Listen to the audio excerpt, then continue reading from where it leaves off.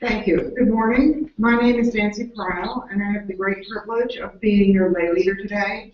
I want to start by acknowledging Aaron Dembski and the beautiful playing that he did on violin.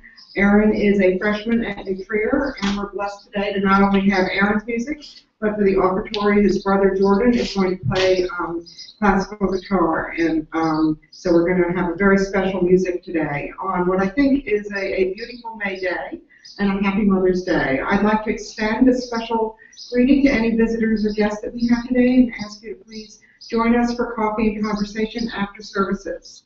For my opening words today, I did think I would speak a little bit about Mother's Day, since it happens to be that today. And Mother's Day was actually started in 1872 by Julia Ward Howe, who was in fact a Unitarian. And she began advocating the creation of a Mother's Day for Peace, which was the original intent of Mother's Day. It was in June at that point, and it was held in 18 cities to start. Bostonians, being Bostonians, continued to observe the day for more than a decade. Others, some faded out, some got a little longer, but ultimately, in 1914, Woodrow Wilson signed a congressional resolution which established Mother's Day in the United States, and over time, it actually became a day of recognition in many other countries. One of the questions about Mother's Day, of course, is it a day of commercialization? Is it a day just to give your mother breakfast in bed? Although I have to say, my grateful 15-year-old son, instead of making me breakfast in bed, asked me to make him breakfast this morning. But there's lots of questions about what does it really mean. I thought this was an interesting fact that Mother's Day is the most heavily attended Sunday in North American churches outside of Christmas and Easter. So apparently it's a day that makes us think with gratitude and perhaps makes us think about coming to church. And so what I'd like to read is a meditation from, this is from a Unitarian book called A Small Heaven, a meditation manual published by UUA in 1989, written by a woman named Jane Rani. I can't really say it. I think it's Jutta. On Mother's Day, one expects to read about the wonder and glory of motherhood. Well, I can tell you from personal experience that we mothers like to be appreciated. I can also tell you that a rosy and sentimental Mother's Day column always refers to mothers in some other family. The picture painted there is not me, not my mom, not my grandmothers. In my family, mothers do not suffer any more than other mortals, nor are we particularly unsung. We complain when we trip over shoes on the living room floor, and we expect a little praise for carrying the daily grand accumulation at the bottom of the stairs, up the aforementioned stairs. We do not deserve or expect devotion from our children. We wanted to have children. It was our idea. If they come around from time to time when they are grown-ups, we are ever so glad. But if they live their lives as secure and independent souls, we value that. Motherhood in my family is not always the most important job in the world. Some of us are actually good at it. Some of us shovel along and do our best, and a few are better off in other professions. We try to face that. Mother's Day is no time to romanticize parenthood. Parenting is a down-to-earth process if ever there was one. So this Mother's Day, let's humanize Mom. Thank her for doing what she could, given all the dirty socks. Thank her for loving you as well as she was able, in spite of your 3 years in junior high. And then let her thank you for the privilege of being your mother. Please rise as you are able for the opening hymn.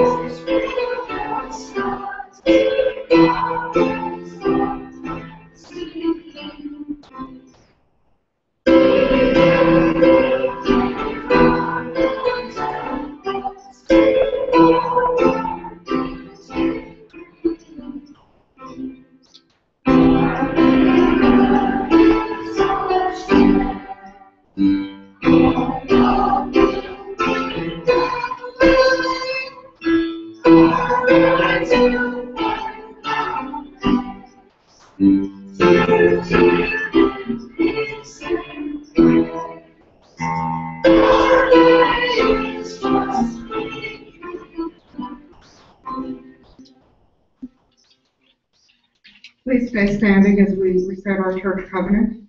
Love is the spirit of this church, and service is its law. This is our great covenant, to dwell together in peace, to seek the truth in love, and to help one another. And now Larry Smith will come and light the chants.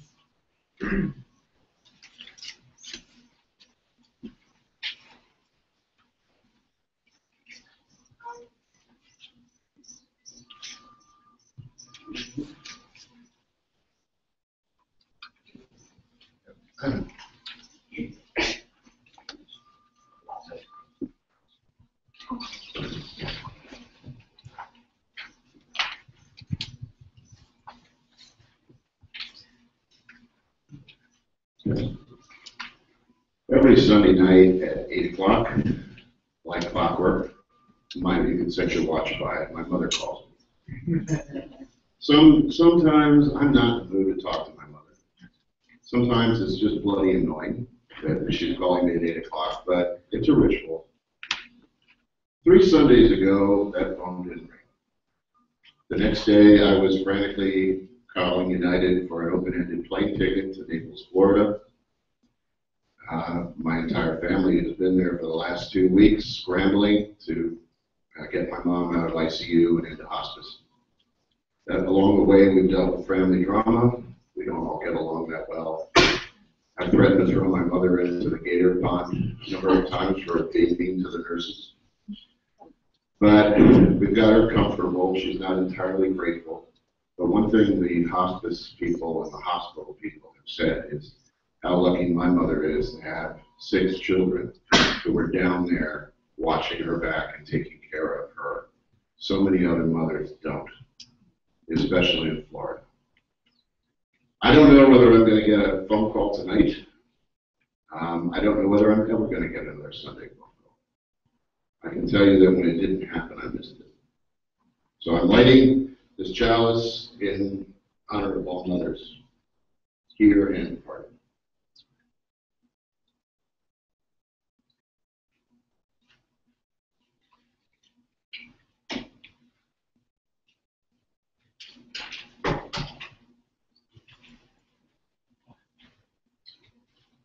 Thank you, Larry, for those beautiful words. Now we have a very special occasion today. We are welcoming 3 new members into our society. So I'm going to turn it over to Tomo to lead our membership book signing ceremony. This is a very happy Jim and Ellie Hallencourt and Roma Khan, please step forward. This involves a very simple thing. We just need to sign the membership book. Can the kids sign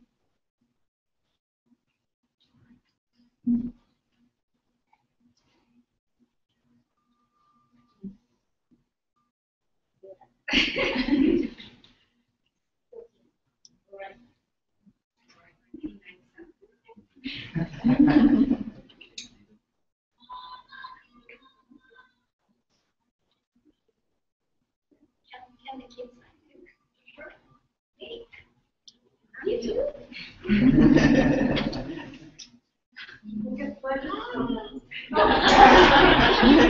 She can pledge Cheerios. 200 Cheerios.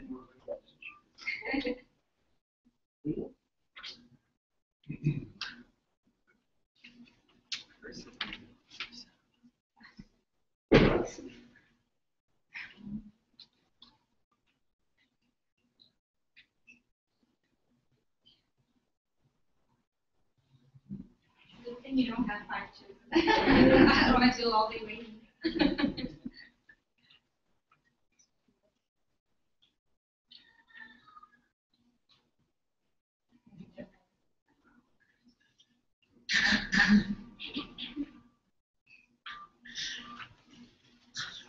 Okay.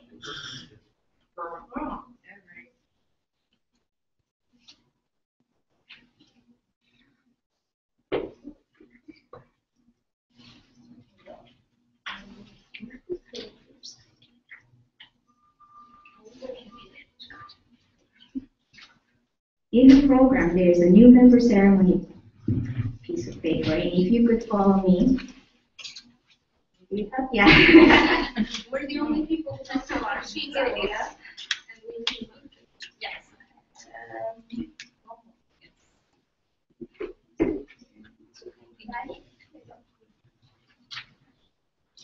Today, we welcome into our community these new members, Elif, Jim, and Roma, who have chosen to make a commitment to this congregation by signing our membership book. Aiden, Barry, too. We are so glad to have you here with us and that you have chosen this community of fellow seekers to travel with you on your life journeys. Please recite. We will accept your gifts of fellowship, discovery, and service. We will offer you our presence and gifts. We will join you as you seek to create a community and a world dedicated to love and justice. In congregation, please recite with me. We will welcome you with the warmth and comfort of our nature. We will seek to add our strengths and talents to the new gifts you bring to us. We will share with you our triumphs and our struggles as our community grows and changes. Let us stay together again the covenant of this church, the promise that we make each week to ourselves and to each other, which holds our community together with common purpose and common love in the midst of a beautiful diversity. Love is the spirit of this church, and service is its law. This is a great covenant to dwell together in peace, to seek the truth and love, and help one another. Congratulations.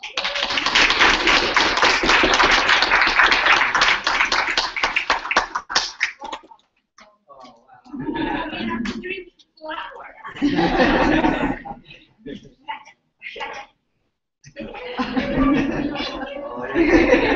I know.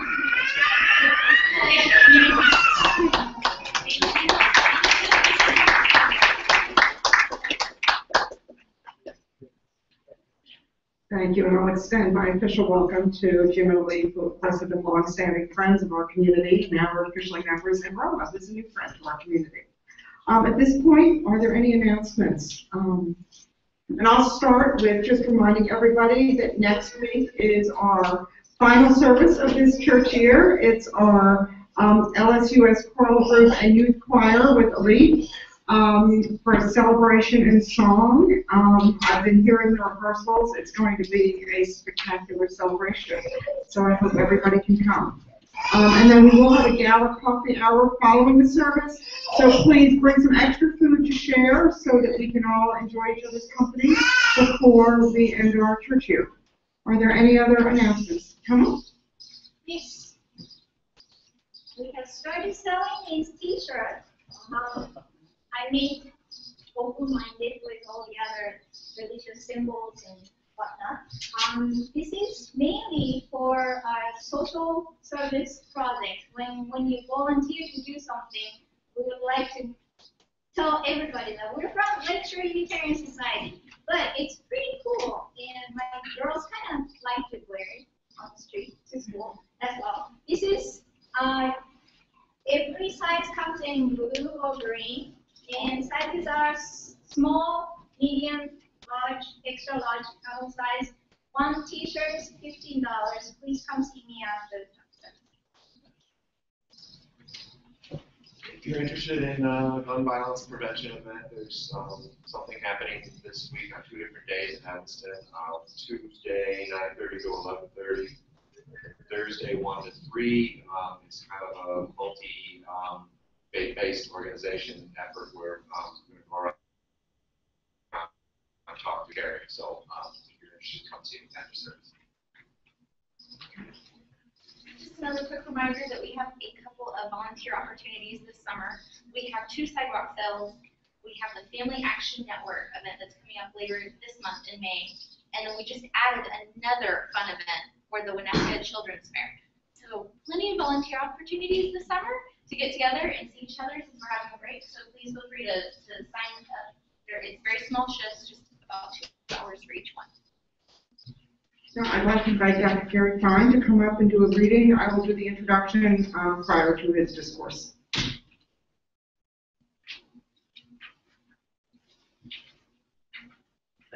Thank you, Nancy.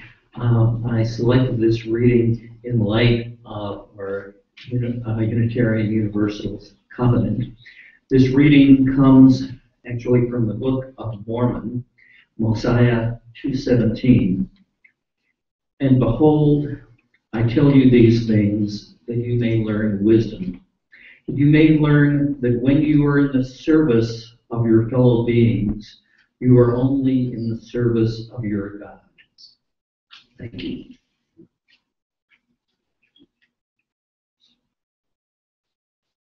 And now we will have the offertory for the works of this society with Jordan Dembski providing us some beautiful music.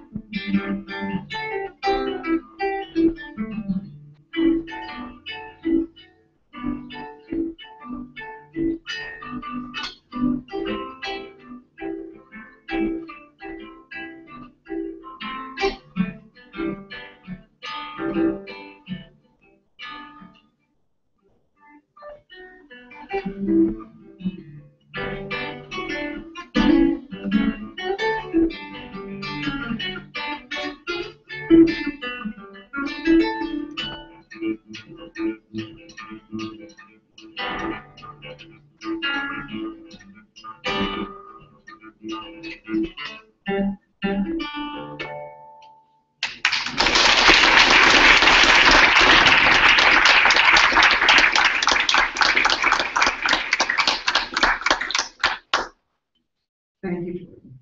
Now, I'd like to introduce Dr. Gary Fine, who's going to speak to us this morning. And I'd like to start by saying thank you to Dr. Fine. Not only was he willing to reschedule the day, he was originally supposed to speak to us last week, and we asked him to switch to this week so that we could accommodate our e-service last week, but he also agreed to come speak to us on what is his birthday. So we'd like to do a very special thing. So we're going to sacrifice his birthday to spend an hour talking to us about sacred texts and contentious groups. Dr. Fine received his PhD in social psychology from Harvard University. He's received fellowships from the Guggenheim Foundation, the Russell Sage Foundation, the Rockefeller Foundation, and the Center for Advanced Study in the Behavioral Sciences. He's interested in understanding difficult reputations and problematic collective memories of figures such as Joseph McCarthy, Charles Lindbergh, Warren Hardy, and Benedict Arnold. I think it's, I was just reading an article this morning that Peg sent us about about civil rights, and it talked about Lyndon Johnson, who having come of age when he was president, high school, I guess, when he was president, always thought he had a certain reputation as president, and learning now that it's controversial, and all these people get reshaped over the years, particularly some of the more contentious figures. He also is an ethnographer, and he's currently completing a book on worlds of competitive chess. And then his third stream of research is the interpretation of rumor and contemporary legend, particularly political and economic rumor. And then he writes on small group culture, which is what he's going to talk to us about today. Although, as I read this introduction, I'm thinking we might want to invite him back a number of times today. All of these topics sound so interesting. So please welcome Dr. Fine to speak to us about sacred texts and contentious groups, how the Gospels, the Book of Mormon, and Dianetics became canonical.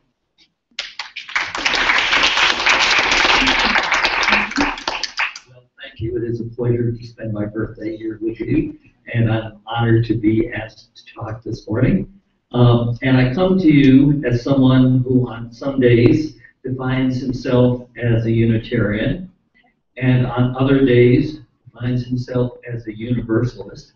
I have relatives who are active in Universalist congregations in southern Alabama, which is the heart, the American South is the heart of Universalism.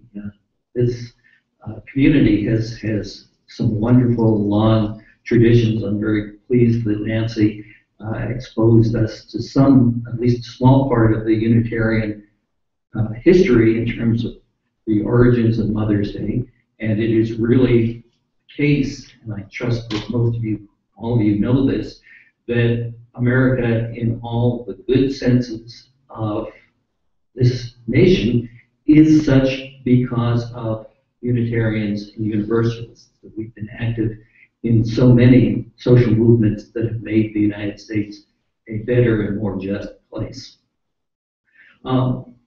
So today I've been asked to speak about the great guardians of faith, Jesus, Joseph Smith, and L. Ron Hubbard. And I've been asked to do this in 20 minutes, no less.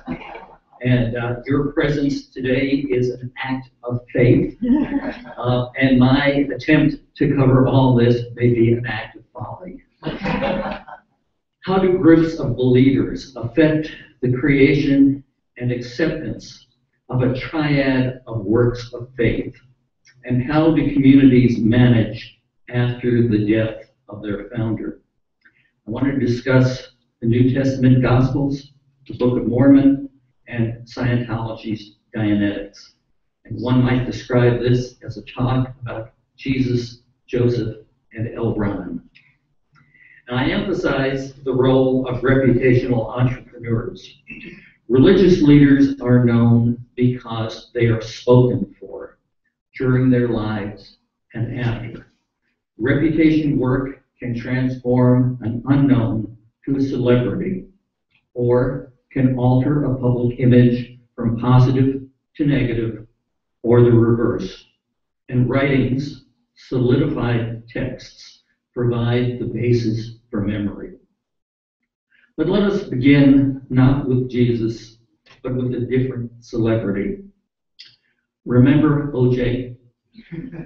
20 years ago, this year, the American public was transfixed with the question of what kind of person Mr. Simpson was. Each American took on faith that they knew this man well enough to speculate on his motives, describe his character, ponder his future, and, not incidentally, freely call him by his nickname. Unless one was a hermit, every American had an opinion. His murder trial consumed enormous television time. People felt that they knew him, and O.J. was used by commentators, friends, and strangers alike to create stories about the nature of American society. As a figure of the culture, O.J. was known for being known. Despite being entangled in the criminal justice system, Jesus was, at his crucifixion, no O.J. Despite his growing reputation throughout Judea and Samaria. But his ministry at the time was still emerging. And after his death, the Jesus movement was left to his disciples, a group with internal tensions and status competitions. But they had a valuable resource, that is, the reputation of Jesus of Nazareth. According to Reza Aslan's account, Zealot, two uncontroversial facts exist about Jesus. First, he led a popular Jewish social movement in the 1st century that threatened Roman rule. And second, the Roman government crucified him for leading this movement. Jesus led a small and tight-knit revolutionary sect and was put to death for sedition by instigating a rebellion against Rome. The assertion of Jesus' miracles by his coterie of supporters established him as a leading messianic figure. This was solidified by the written Gospels. The disciples were what we might call a Jesus faction, whose goal was to change Israel's political institutions into a Jewish theocracy. As such, Jesus' group was a political action group organized to proclaim this new theocracy, the kingdom of God. They were authorized by Jesus himself to teach, heal, and perform miracles, as an extension of Jesus' own ministry. As important as these acts of reputation building were, they would not have mattered without the New Testament. The most important fact for understanding the Bible in its historical context is to remember that with the possible exception of the Gospel of Luke, none of the Gospels were written by the person that they were named after. There were no writings by Jesus' followers until some 20 years after his death. And this was Paul's writing about Jesus, which focused mainly on his death and resurrection rather than on the life of Jesus. Through the next half century, the Jesus group came into flower, producing texts that cemented members to the group. These New Testament texts, a small selection from a large body of writing. In that next century, there was a huge amount of writing about the Jesus movement, only some of which have become part of the New Testament. And these were collected in the interest of a particular form of Christianity that emerged from the 2nd to the 4th centuries. The texts were written during a time of conflict among early Jesus movement advocates. In a battle to own the historical Jesus, centrist Christianity, what Aslan called centrist Christianity, ended up winning against the Gnostic forms of Christianity on the one hand, and the radical forms of spiritual communities on the other. And centrist Christianity became the religion of empire under Constantine, where the texts that we now describe as the New Testament were collected together. But we should remember that the New Testament could, under other circumstances, have looked very different than what the canonical New Testament is today. What we know of Jesus the Christ resulted from rivalries among his followers. Unitarians recognize that Jesus was a great teacher and prophet, but there are many who wish to wear that mantle. When I attended Unitarian services, I heard much about Jesus, but not a word about another prophet, although admittedly not one which claims to divinity. This is Joseph Smith, the founder of the Church of the Latter-day Saints, or Mormonism. For the sociologist, the similarities between early Christianity and early Mormonism are striking. In each case, the founder gathered around him a group of inspired colleagues to spread good news, challenging settled belief. And in each case, strains characterized the group. During a time in American religious history in which revivals were spreading across the newly formed country in the 1820s, a teenage boy could not help but ask which of these many Christian denominations was right. In the depths of despair, Joseph Smith wrote that a light appeared and he saw two persons whose, quote, whose brightness and glory defied all description, standing above me in the air. Smith asked which religious sect was correct. The spirits replied that all were misguided. Despite rejection from his community, Smith stood by his story and continued to receive visions. Once a light filled the young Smith's room, and a man in white robes appeared. He said unto me that he was a messenger sent from the presence of God to me, and that his name was Moroni, that God had worked for me. He said that there was a book deposited, written upon gold plates, giving an account of the former inhabitants of this continent. Also, that there were two stones and silver bows that God had prepared for the purpose of translating this book. The book became the Book of Mormon. Pretty weird, although perhaps less so than rising from the dead, or perhaps less than gathering on Sunday mornings to question all certainty and drink coffee. Just like the early church's first disciples, the initial converts of Mormonism joined before Scripture was written. Despite rejection from local ministers, Smith's family accepted his revelations without question. Soon neighbors joined as the Book of Mormon was prepared from the plates that Smith said he had been given. Smith's family and wife were not the only people involved in the preparation of the Book of Mormon. Each accepted Smith's claim that the plates contained the fullness of the gospel that would lead to salvation. One of the most pervasive themes in American history is the connection of various members of society have felt with the Exodus story. The Puritans, African American slaves, Huguenots, and the Latter-day Saints fit their survival from persecution into this biblical story.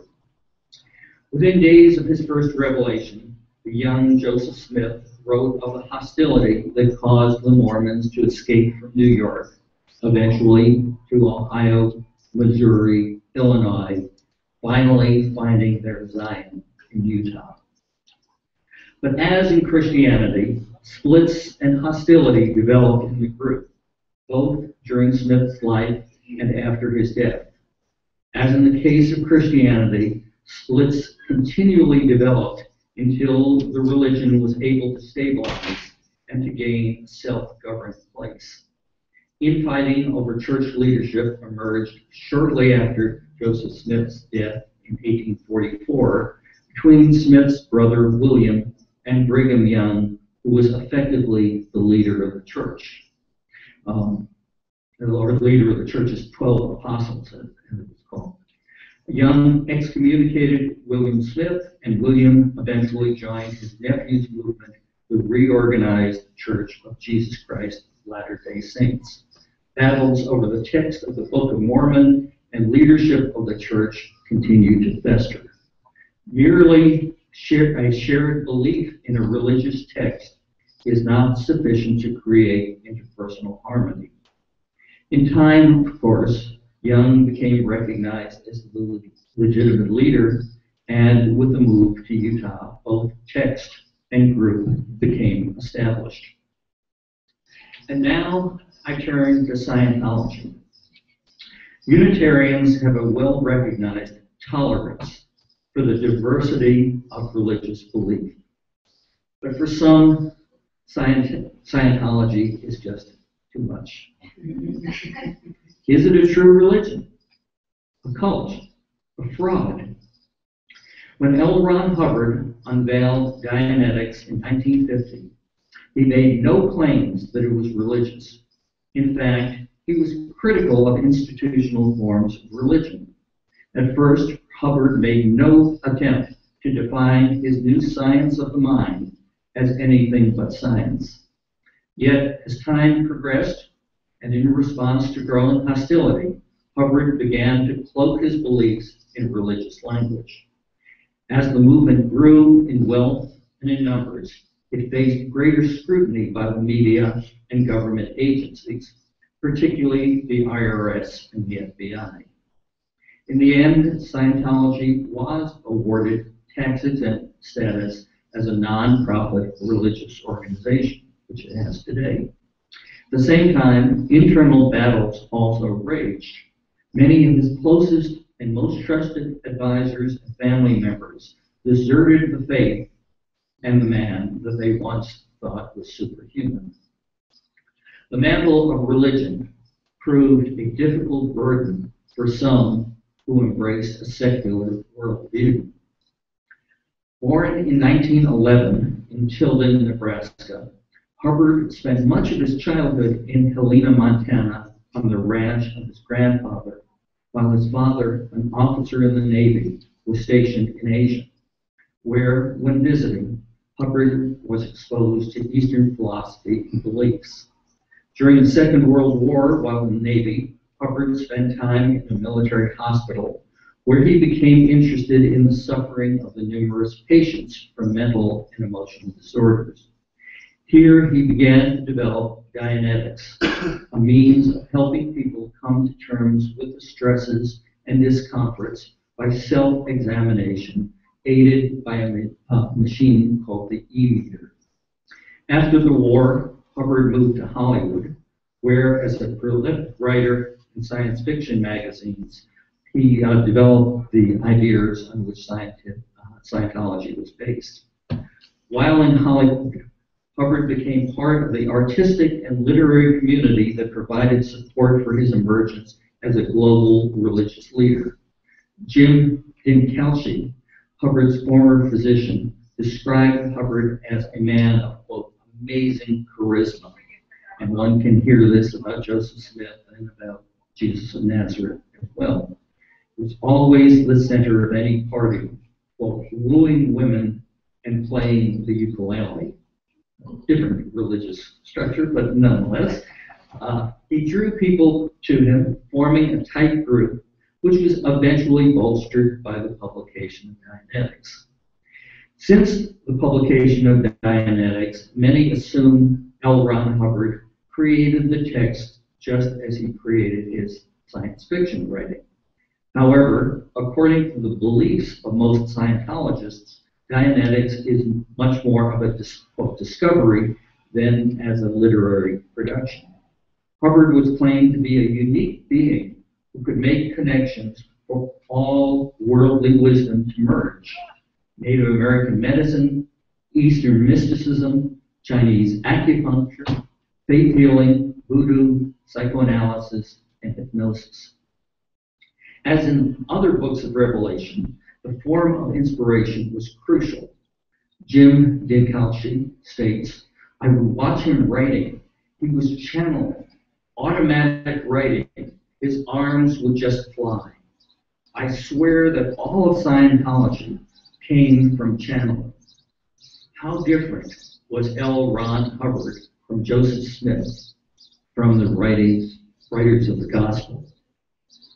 Hubbard warned Forrest Ackerman, his literary agent, that the knowledge he obtained during his out-of-body experience was incredibly profound and dangerous. He said he had died on the operating table and that he rose in spirit form, and he looked at the body he had previously inhabited. In the distance, he saw a great ornate gate. He floated through, and on the other side, he saw an intellectual smorgasbord of everything that had ever puzzled the mind of man. Then he bounded off the operating table.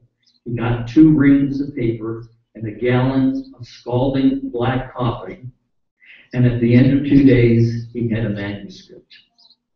Dianetics.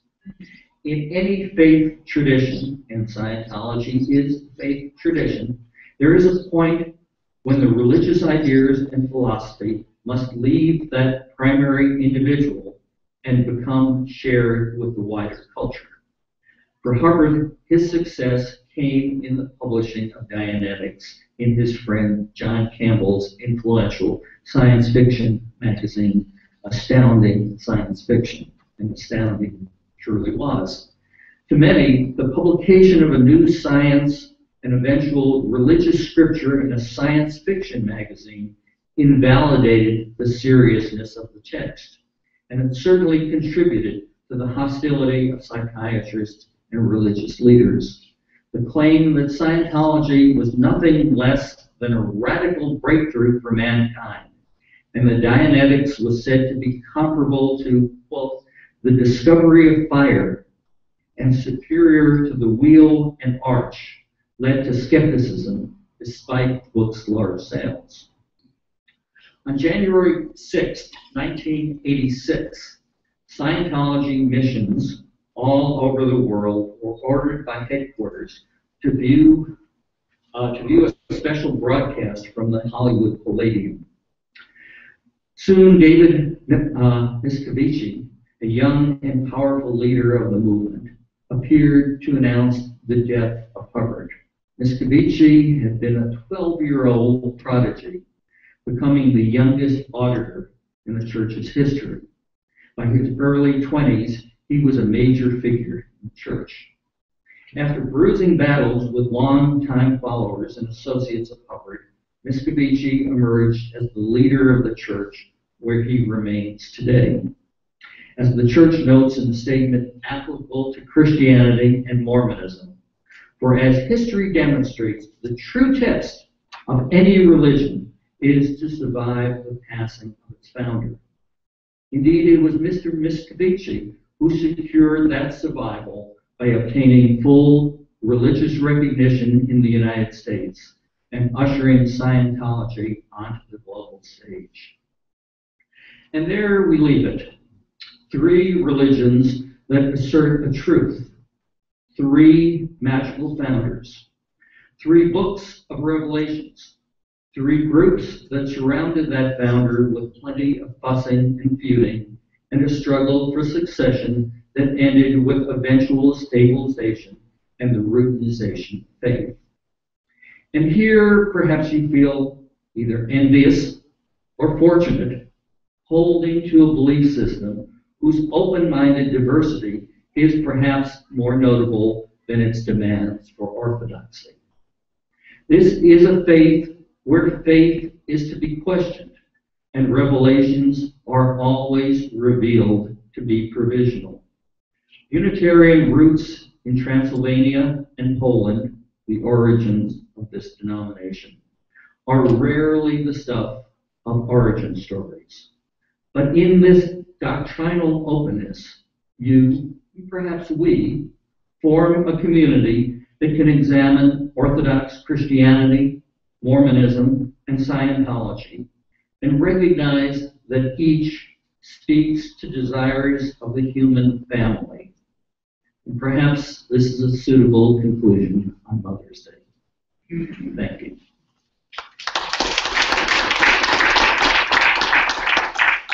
We do have some time for questions from the congregation. David? First of all, after 3 years of being uncertain about my daughter's choice of major, I'm encouraged to report that she chose sociology, and I feel like it's a booster shot, so thank you for that. I'm curious, listening to your framing of this sort of essentially startup religions, you couldn't help but think that it could be a Harvard Business Review about the startup of free enterprises through the lens of branding and marketing. I'm curious where your work intersects with business theorists. Right. Well, I actually have a paper on Henry Ford and Henry Ford's reputation, and the so one of the things that I talked about in that paper was the fact that he had to speak to multiple audiences, and that is true for religions as well. That you have your true believers, that group that surrounds you, the disciples, and then you have this public, a skeptical public. And so how do you work within that skeptical public without being crucified, without being forced to move to Utah, without being prosecuted by the IRS as the Scientologists have been? To what extent? And this is really a sort of an issue for Unitarian Universalists.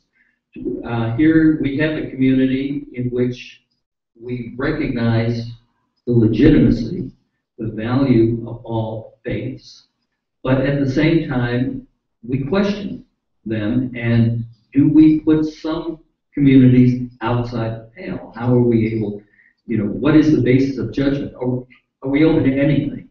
Or do we say that there are some things that we just cannot accept? And that's always a problem in any kind of liberal open belief system. Other questions? I found that very similar to the history of Islam as well.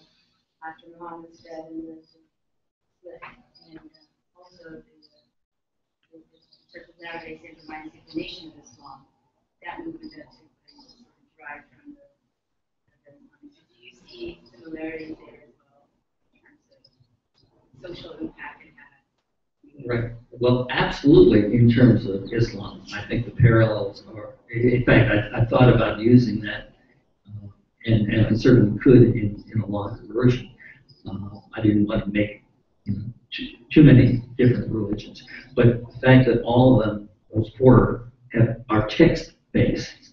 Now, the Nation of Islam, I think, is similar in some regards, but there is not that core canonical text, other than the Quran, of course, but it's used in somewhat different ways.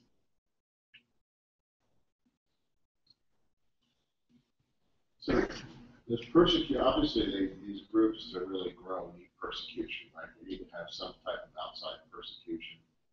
And I guess the thing that I took from Aslan's book was that it's kind of remarkable that there were probably other groups that were being persecuted equally. Mm-hmm. What makes these groups succeed where other groups get stomped out? Well, I think part of it is this text, this point, this religion, this marker that we can say we hold to this, but that is certainly not absolutely required, because again, the history, both separate histories of Unitarianism and Universalism were religious traditions in which the church, the community, was persecuted in various ways, and yet it held together, and held together in a very sociological way by a continuation of a community, a structure. And once you can have that structure and you have enough believers, but you also have enough people to organize those believers, and that allows all religions, successful religions, to continue. And of course, there are a lot of religions that are lying by the wayside that didn't succeed. Okay. I was just going to add, for people interested in this topic and for further evidence of what you were just saying, there's an article in the New Yorker, the most recent New Yorker, by Malcolm Gladwell about the Branch Davidians, which was very interesting to me, and has kind of a similar story.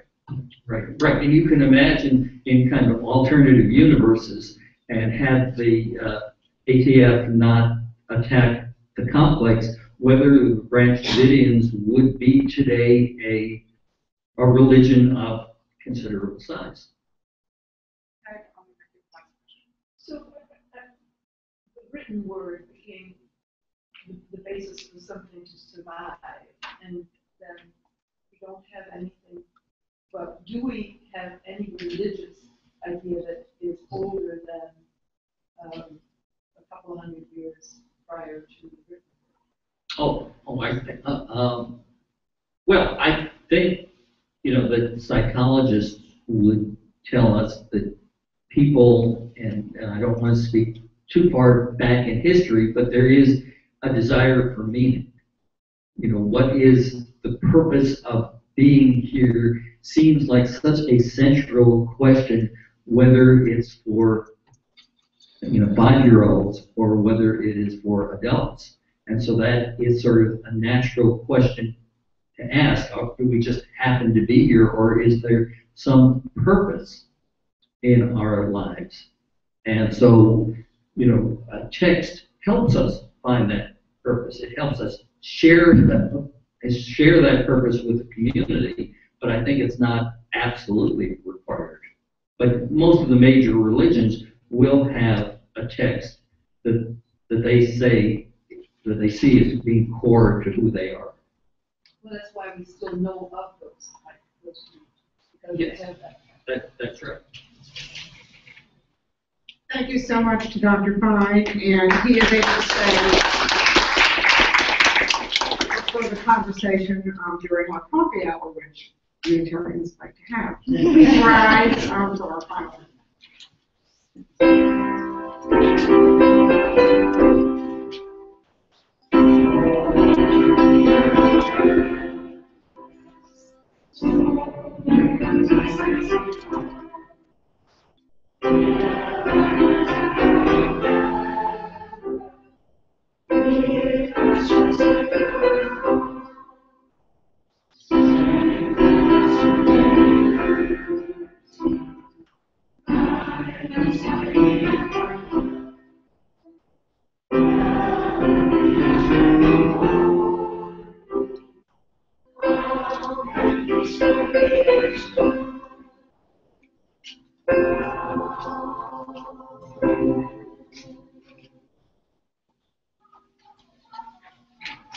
What,